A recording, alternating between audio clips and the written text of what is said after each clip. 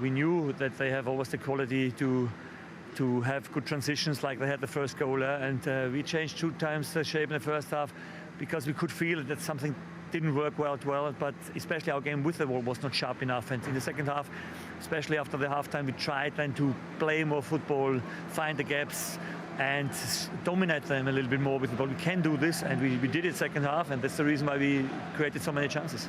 How challenging is it to come into a game when you know their manager so well and you know that he knows you so well? Yeah, it's not so much about knowing each other, it's more about they are pressing the balls. If they are in the beginning, when they are fresh, it's good because it works. The problem, I think, is, and this is the problem what they have, is that they're not used to do it for 90 minutes, yeah? And this is a very intensive way of playing football, and this is something of a very hard stuff. Yeah? How do you find that balance between being defensively strong but actually scoring more goals? Yeah, I mean, I would ask myself that question if we didn't produce chances, but we do. Again, we could have easily scored 4 or 5 goals again today, quite like at Burnley.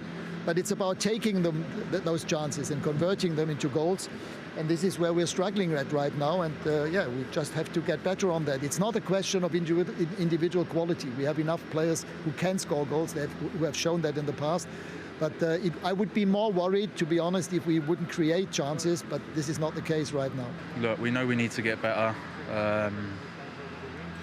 And it needs to be quick. We can't overthink it. We need to get back to working hard, and we need to get results because we want to obviously get in the Champions League, and if we keep doing what we're doing now, it's not good enough, and there's no chance we'll be in the Champions League. You must feel that you're making really big strides this season, Southampton. It looks that way.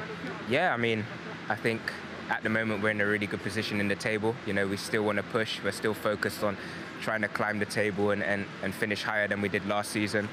But yeah, if we keep performing like we have this week, then I think we can. It's been an excellent week for Southampton, hasn't it? Beating Spurs in midweek as well. We heard from Hasenhüttl there that he thought he had to change it a couple of times in the first half. What was it that eventually worked? Well, they started with a 4-4-2 and they temporarily went to a 3-5-2 and then they went back to a 4-4-2, yeah. All in the first half. Yeah. But their work ethic and their quality remained high in both systems. And the 2 wide players in the 4, Elyounoussi and Armstrong, their impact didn't change when the system changed. They were the link between the midfield and the front 2, was superb as well.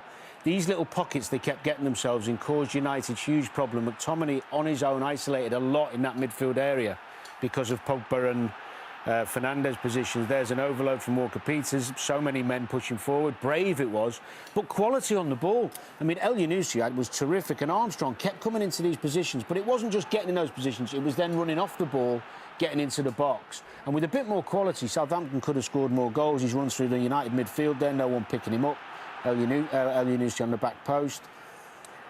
And here, just drifting off the back of Fernandes with a super clever run, should score. And the second half, it got better. They started playing in the pockets again, little clever ball, super finish again. Armstrong on the back post, you can see in acres of space. Their game intelligence, their relationships, the way they're set up tactically was really, really impressive. Bit more awareness from Armstrong there, little pass into Elyounoussi, would have had a one-on-one. But you can see this is a well-coached team. It's full of confidence after their win. He should do better here, Armstrong. Finds himself in a really good position. But after their win at Tottenham, which, by the way, was a day later than United played, so United had an extra day's rest. But look at these positions they get themselves in.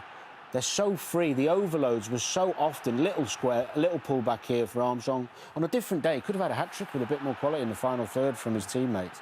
But those 2 were superb in making Southampton's attacking movements be fluid and join up with the front men. It was a really, really good performance. It was interesting to hear Hasenhüttl actually almost critical of Manchester United, or seeing their problems. He didn't. He talked about the fact they struggled to press for 90 minutes. He also said in the post-match, and I've got a quote here, that he said it's not a big secret that when they lose the ball, the reverse gears are not the best from everyone. Has he got a point? He's got a very sharp one, yeah. He's bang on. Their work rate off the ball is shambolic. Their tactical plan's poor. Look, this is the press from Southampton under Gea. There's United's midfield three. McTominay's on his own. Look at the distance, the gap between them. Pogba and Fernandes too high. Can't do that when there's pressure on the goalkeeper. There's midfield, the Southampton four. Nice shape for a turnover in oceans of space. And look at the top of your screen. Walker-Peters flies forward and Sancho, no, not bothered.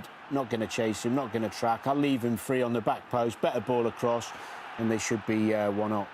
And that happened time and time again. It's basics, you just can't do it. No, they can't. And this is them at 1-0 up in the game. And you feel like they're in a reasonable position here, Manchester United. They want to press high. But as I just kind of run this on, Southampton have not had to work to get into this position. Look at that reaction from Rashford. That's not a press, that's not working hard. One pass.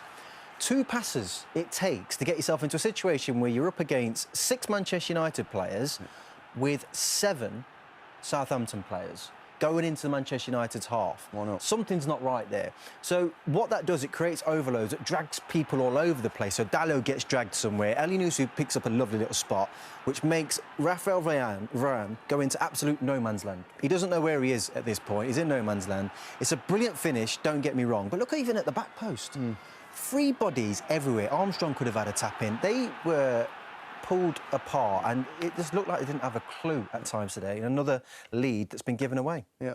Perhaps they need someone like a Van der Beek in midfield, possibly. Do you know what the worrying is for Man United is they keep getting worse. Yeah. They're not getting better. Let me talk about, just quick, on Hasenhüttl, on quotes about Manchester United and their... That's quite unusual that a manager is critical of the opposition. I don't like it, if I'm totally honest with you. I'm not a fan of it. I think that he's had such a great week, Southampton and Ralph Hasenhüttl, that he should focus on what his team's doing. I get that he's got caught up in the fact that he's got that relationship with Ralph Rangnick. Yeah, maybe. But I just think that it didn't sit right with me that you're talking about an opposition's team, especially when they're not going through the best of times. Although, Jay, he was asked the question and he only spoke the truth. You can ignore the question and say, I want to focus on my team that have been doing very well. Yeah. And I think that's what you should have done. You were critical of Manchester United without the ball. How about with the ball? It didn't get any better, if I'm totally honest with you. They were poor with the ball. I felt like they lacked a lot of ideas at times.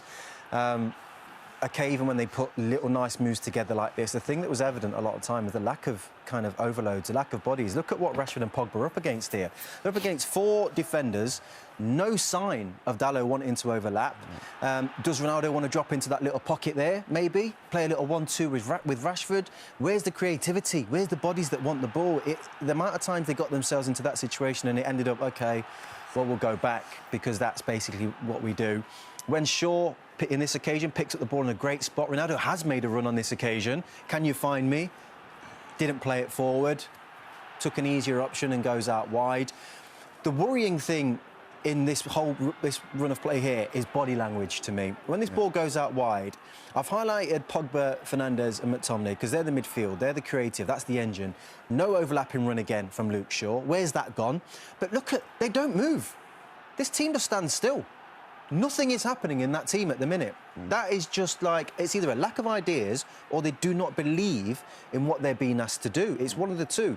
This midfield was just emptied time and time again. Where's the pivot? One of these 3 midfielders need to be dropping into that position there so that when the play does hit a little dead end, you can come out to me and we can recycle this play, we can get it into our forwards and we can sustain attacks. But because that's not there, we have to go back out into our centre-halves. On the one occasion that I thought, right, Fernandes, he's their guy who can get them going. Lovely little ball out wide. He goes to get it again. This is like what you see Fernandes doing. All 3 players making the same run. Again, who's going to drop into that little hole there for a 1-2 or a shot or someone to lay it off? They became so predictable and easy to play against that Southampton just mopped it up and probably should have won the game in the end. Is that lack of coaching? It feels like to me that... or lack of good attitude. Whatever he's asking them to do, it's not hitting home. I think it's a bit of both. I really do. I think the attitude's not right. And then it's a knock on that whatever you're trying to coach ain't going to work if the attitude's not right. OK.